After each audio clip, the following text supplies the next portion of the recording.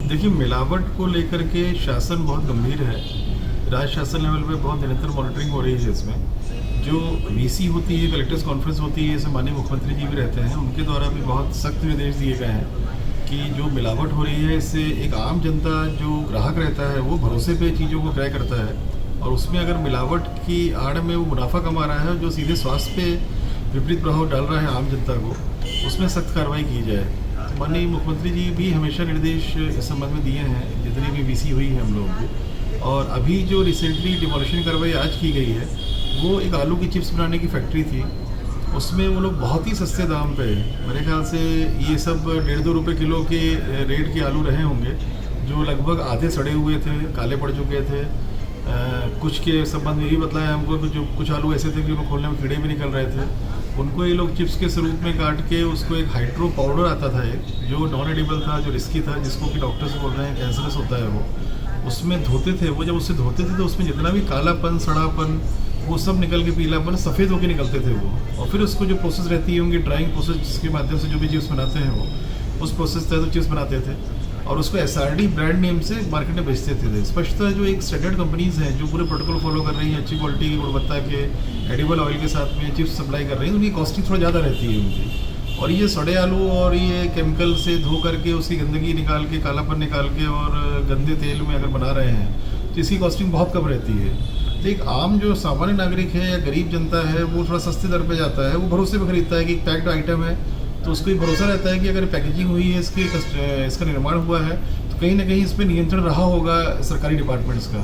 उस भरोसे में उसको खरीदता है और उसको ये ज्ञात नहीं रहता है कि ये इतना खतरनाक है। होगा रेगुलर ऐसे खाद्य पदार्थों का सेवन किया जाए, इसीलिए बॉडी में फिर गंभीर बीमारियाँ उत्पन्न होती है कुछ समय के बाद, स्लो पॉइजन की तरह एक्ट करते हैं सभी। तो सारी जो मिलावटी हैं ये सब एक तरह की स्लो पॉइजनिंग है जो आम जनता को दी जाती है। इसीलिए आज इसको तोड़ा गया, क्योंकि पहले भी पकड़ा गया था एक बार, फूड वालों ने बताया।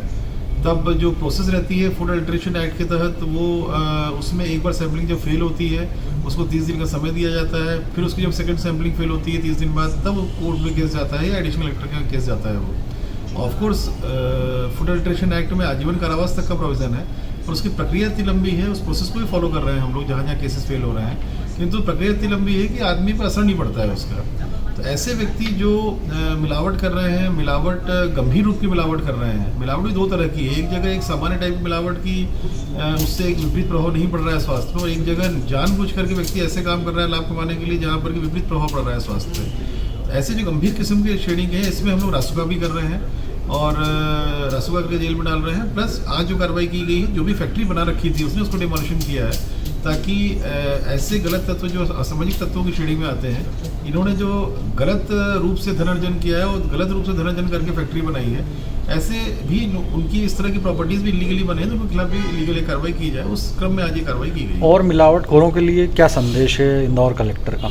देखिए, मेरा स्पष्ट है, शासन बहुत स्ट्रिक्ट है, माननीय मुख्यमंत्री जी बहुत स्ट्रिक्ट हैं इसमें, और इस शहर के नागरिक भी ये चाहते हैं कि मिलावटखोरों के विरुद्ध कार्रवाई हो। जो मुझे फीडबैक मिलते हैं, जनप्रतिनिधि भी चाहते हैं कि ऐसे मिलावट बिल्कुल बर्दाश्त नहीं करनी चाहिए जिससे कि आम जनता के स्वास्थ्य को विपरीत प्रभाव पड़े।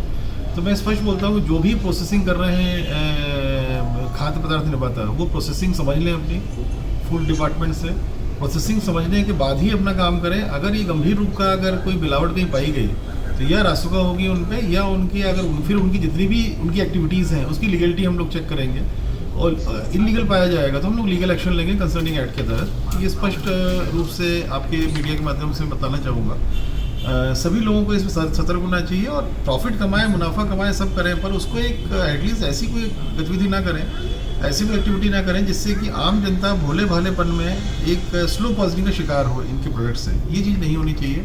अगर पाई गई तो जैसे मैंने बोला, या रासुका में जेल जाएंगे या उनके खिलाफ किसी FIR 420 में जेल जाएंगे, अथवा उनके डिमोलिशन की कार्रवाई भी की जाएगी।